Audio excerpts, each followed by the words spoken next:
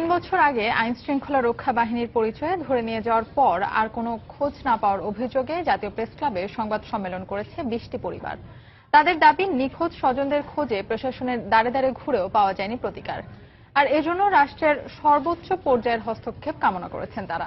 মানবাধিকার কর্মী বলছেন, নিখোঁজ ব্যক্তিদের খোঁজ বের করতে প্রয়োজনে বিচার বিভাগীয় তদন্ত কমিটি গঠনের। তবে দেশে কোনো গুম অপহরণ নেই বলে সাফ জানিয়ে দিয়েছেন স্বরাষ্ট্রমন্ত্রী। খান মোহাম্মদ রুমেলের রিপোর্ট।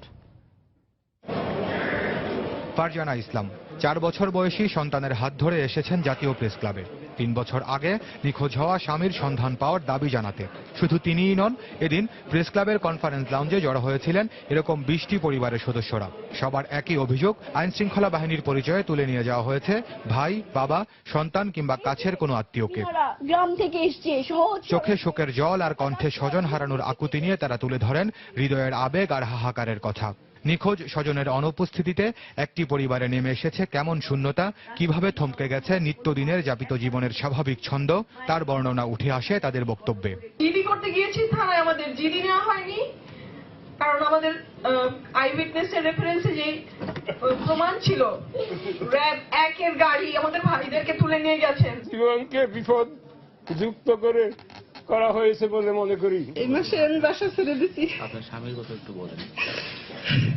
আমার স্বামীও অনেক চেষ্টা করছে আমার ভাইকে ফেরার জন্য, কিন্তু সেও ব্যর্থ হয়েছে।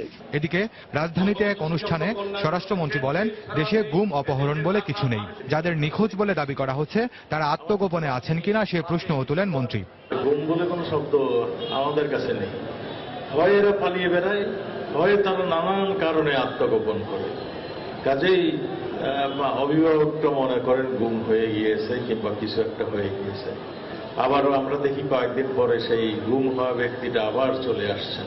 মানবাধিকার কর্মীরা বলছেন, কোন নাগরিক নিখোঁজ হলে তার হদিস বের করার সকল দায়িত্ব রাষ্ট্রের। 3 বছরেও এসব লোকের খোঁজ না পাওয়াকে হতাশাজনক উল্লেখ করে এ ব্যাপারে বিচার বিভাগীয় কমিশন গঠনের দাবি তাদের। যেহেতু রাষ্ট্রীয় বাহিনীর বিরুদ্ধেই পরিবারগুলোর অভিযোগ, সে কারণে আমরা মানবাধিকার সংগঠনগুলোর তরফ থেকে বলেছি বর্তমান তারা কি অবস্থা আছে, কারা তাদেরকে উঠিয়েছে, কেন উঠিয়েছে, এই বিষয়গুলি জানার জন্য বিচার বিভাগীয় তদন্ত কমিশন গঠন করা হোক।